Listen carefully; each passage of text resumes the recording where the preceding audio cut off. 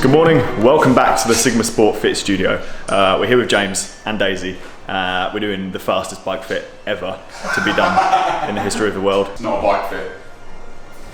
What is it? It's not a bike fit. Bike fit, my definition of bike fit is understanding the rider's physical limitations and then allowing for that within their position.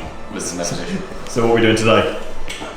We're just going to set Daisy's bike up for her because you set it up and you didn't do a very good job. I now have two shotgun bikes. I ordered one and then they sent me an email. The company I ordered it from sent me an email saying it's not in stock. And I said, well, when's it going to come? And they said, we don't know. I said, fine, cancel the order. So they gave me a refund. Like 2 days later, they sent it to me anyway. Can I buy that off you? Yeah, £200. Damn it. Is that uncomfortable? Just a little bit. What? The bike's uncomfortable. Bike's uncomfortable. Pop again for me, maybe we should get you some kit and try with these SPDs because that might support your feet a little bit more, we can get cleat location a little bit better, and that will definitely have an influence over the saddle. Do you reckon most people should be riding, if they're like commuting to work, with basic SPDs instead of flats? It can help. Makes you faster, surely. Can make faster, can support your feet better, so you end up with less likelihood of knee pain and all this kind of stuff. Yeah, it's down to the comfort of the individual, not the comfort, sorry, but the how confident the individual is. You get some people who they're just not confident enough to clip in and go for a bike ride, particularly through central London, which is a bit of a... It's a lot of unclipping and clipping in, isn't there? Yeah. Well, in that case, you learn track stand, right? Your favourite thing? My favourite thing in the world. No-handed track stand, fixed gear. And sausage links. And sausage links that I'm going to strangle you with. So yeah, saddle height is 1 metre 20. It's not really 1 metre 20. 75 centimetres though, it's like 5 centimetres higher than mine. She's taller than me though, doesn't take much. So this is usually the symptom of saddle discomfort. You get riders that arch their spine, roll their hips back, try and alleviate soft tissue underneath. So we're going to get rid of this saddle. Jump off on this thing. It doesn't get away from the fact that the drop is probably just a little bit too extreme. One thing you could try doing is, so at the moment, you don't look like this, but as an example, if you look a little bit like this with your hips tucked back, if you push your bum out, straighten your back so you've got this new that's it. The question I have for you now, I guess, is how does the saddle feel? That feels like I'm on the front again. Feels like you're on the front again. Yeah. This is what we're looking to do, is to try and remove a rider's need to compensate for their interaction with the bike. That's really what bike fitting should be about, rather than just measuring angles and numbers.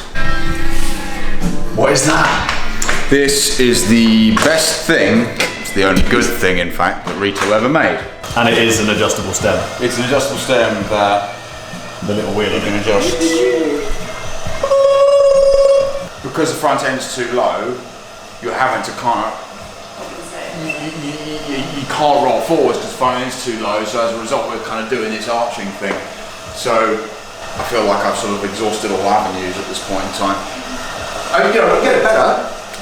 Definitely, it will make it a lot better, but it's pretty bonkers that made it longer. That because of this negative or the positive angle of the stem, you ended up actually making it more comfortable. Yeah, well, it's like it's quite an extreme angle of stem. It's a 24-degree stem, which is going to be quite upright. So the bike might ride a bit funny as well, but I don't think that that's really our concern at the moment. I think we just need to get. Just ride in straight lines. My route to work is a big straight line. Perfect. I'll see you soon. I'm going to Paris. Just experienced the world's most sleepy man, didn't we? What, the prep man? How sleepy was he? Sleepy eyes. Like your eyes. Mine are quite awake at the moment. I haven't got my proper glasses out yet though. That's when we know I'm tired. I get my real glasses out. Because not many people know I wear. Because I never wear them. You look like a nerd. Nerd. What's going on? That was a bit of a funny cut. Straight from bike shop to here. We're at St Pancras International and we're going to Paris. I'll explain why in a minute. I put it on the wall for you. What? I put it up there, neon for you. Can you even see it? How romantic, yeah. We made it to 70. I'm watching yourself on YouTube. I'm replying to watching yourself? I'm replying to You're your watching I'm replying to your haters. Replying to the haters, man. The choppers. All the choppers. I'm not replying to them right now. No one here is worth replying to. We'll get to one in a minute that will get a good reply. What is your job, Chris? What is your job? It's top secret, isn't it? Around all day. Not allowed to have fun job. Not allowed to have No. Surely if you enjoy your job, it's not really working at all. Some say. Some say. Carly Taylor once said that to me. Love what you do and you never work a day in your life. Corey Taylor. Carly Taylor. I loved him in Slipknot.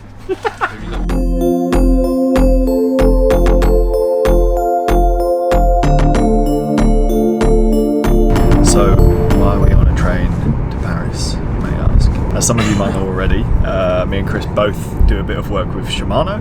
They very kindly invited us along to Paris for a day to check out their new e-bike group set. I've only ever ridden one e-bike and it was de-restricted. I don't think they're going to let us do that this time. Excited? Yeah, I've ridden a few e-bikes actually, and I think they're an incredibly good thing. I might just ride an e-bike instead of a real bike for the rest of my life. You know, it's easier. Yeah, I mean, I saw a post on Twitter the other day which was saying scientific studies have shown that people who ride e-bikes sweat less. That was it. That was literally it. That was a worthwhile study. Yeah, someone had spent a lot of money on that one. My dad's got an e-bike.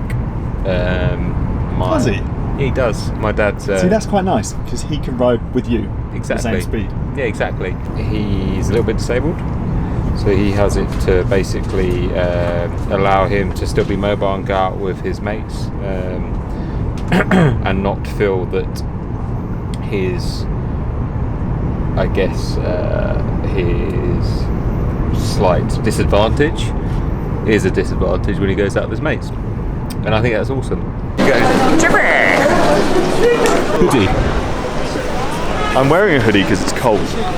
What I want now is food. I've got a banging headache. I love all these little cafes here, Chris. Yeah, I love. We look like proper tourists now, don't we? I love the metro signs. This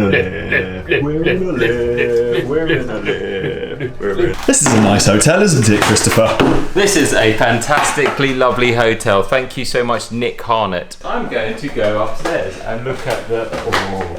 Right, bit of a mishmash and slightly shorter of a video today. I'm absolutely knackered. I've got a bit of a headache. I'm going to get down and edit because tomorrow we've got to be up super early to meet some of the guys from Shimano, ride some e-bikes, check out some sites around Paris, eat some baguettes, hopefully.